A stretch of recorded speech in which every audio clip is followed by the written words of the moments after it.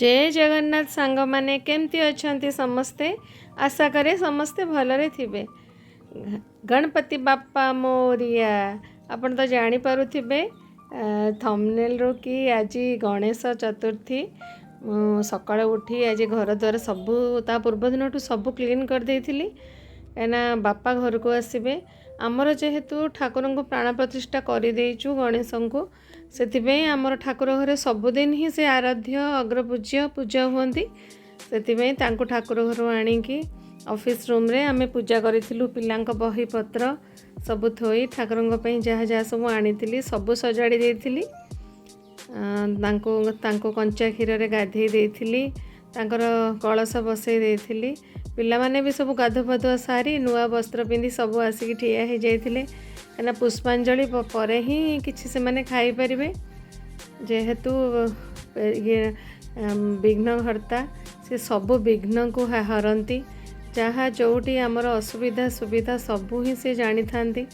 सबू पूजार आगे ही अग्रपूज्य गणेश को आमे आराधना करि थाउ कहीं से सी तांको आवाहन कले ही आमे कौनसी पूजा आरंभ करिपारू।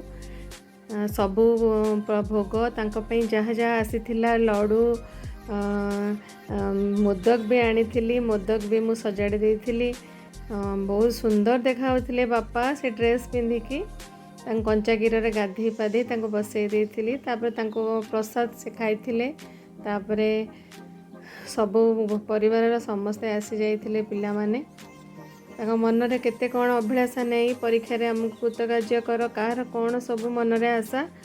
हे भगवान हे विघ्नकर्ता समस्त को हे विनायक समस्त को भलरे रख समस्त को मनस्कामना पूर्ण कर एतिक ही कामना।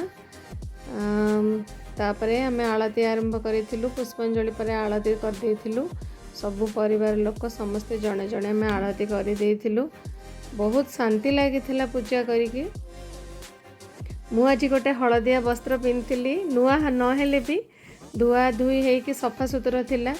आपण नुआ न पिंधले भी जो वस्त्र पिंधिबे धुआ धुई होइथिबो से भी पिंधिले आमे सब किछि करि परिबा।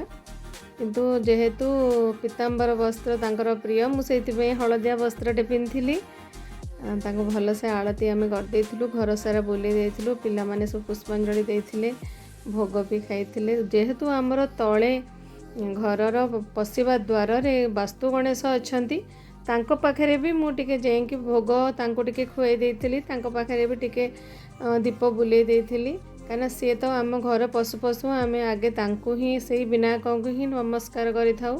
घर बाहरला बेले ही तांको ही देखिकी बाहरी थाउ जहाँकि आमर सब तांको पाखरे भी गोटे कलश बसा हो जाइथिला।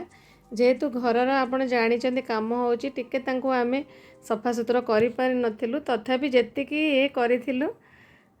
देखिथिबारु बहुत बहुत धन्यवाद। गणेश आपणका सबू दुख दूर करंती रहिले।